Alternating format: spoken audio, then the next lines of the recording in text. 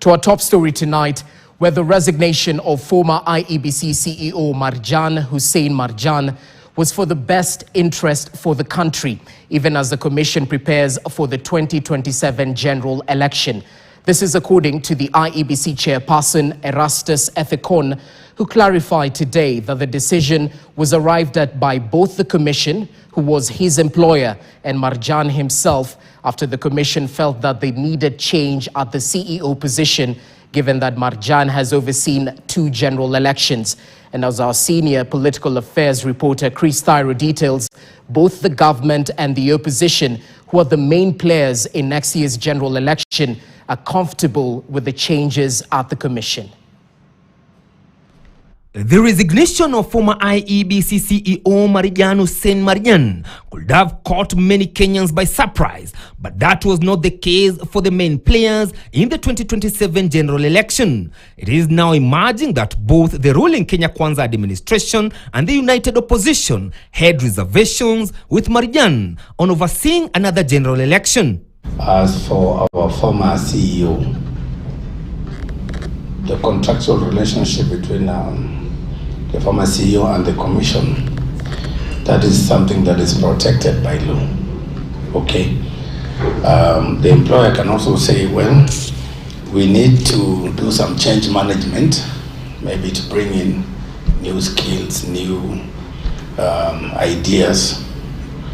And when the employer says that, the employee cannot force the employee to hang on, or the employee cannot force the employer that, I'm going to stay there. According to IEBC chairperson Erastus Ethekon, the Commission felt that they needed a change at the position of the CEO, and Marjan opted to resign after a mutual agreement with the Commission.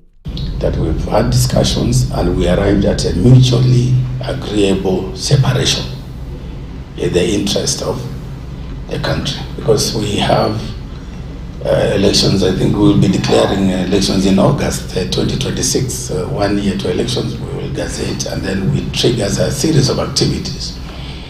So the issue consideration of the time factor, the time within which it will take for us also to get a replacement. KTN has since learned that Marjan could be under investigations over procurement of election materials irregularities, reports claiming that he single-handedly procured election software and hardware in total violation of the law.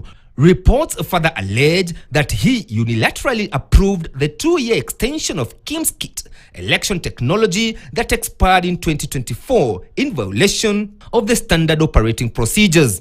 Those changes we are making, just know that we are doing them in good faith and in the interest of the country, and you should pray for us, you should pray for those changes, that these changes bring,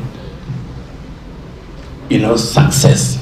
Meanwhile, the Commission has now confirmed that they have been unable to conduct a civic education to sensitize Kenyans to register as new voters due to budget constraints. So this deficit of 22 billion we are talking about, I think the Lord will bring. Because last 2 weeks we spoke with Parliament and we explained to them the rationale why we need this budget. Because without this budget, things like voter education will suffer.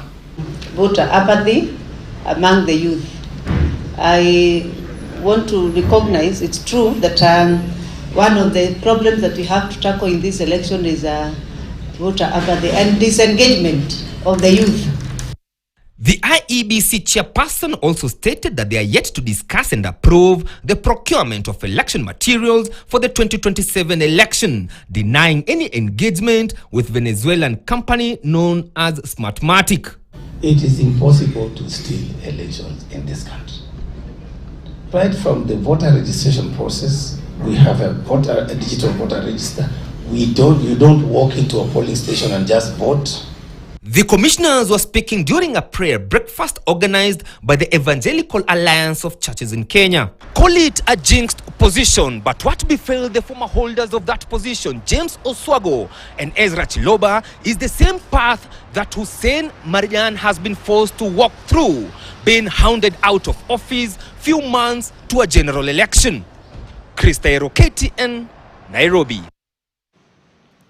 Shifting focus, schools in parts